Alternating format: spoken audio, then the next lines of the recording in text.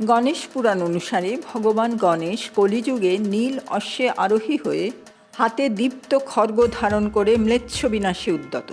তিনি ধূম্রবর্ণ, দ্বিভুজ, রুষ্ট বা কুপিত।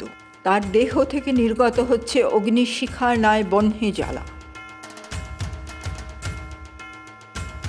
অপরদিকে সত্যযুগে তিনি দশভুজ, সিংহারূঢ়, কোটি সূর্যপ্রভা সম্পন্ন দুই পত্নী ঋদ্ধি ও সিদ্ধির সাথে বিরাজমান।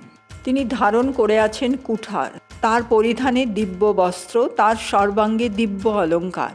তিনি বিতরণ করছেন নানা উপহার।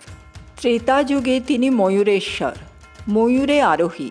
তার 6টি হাতে ধরা পাশ, অঙ্কুশ, কুঠার ও নানা অস্ত্র।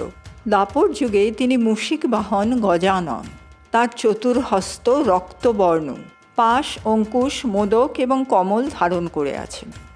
আমরা এই দ্বাপর যুগের গণপতি মূর্তির সাথেই পরিচিত, কিন্তু আমরা তো এখন কলিযুগে আছি। এটা ঠিক মিলছে না, তাই না?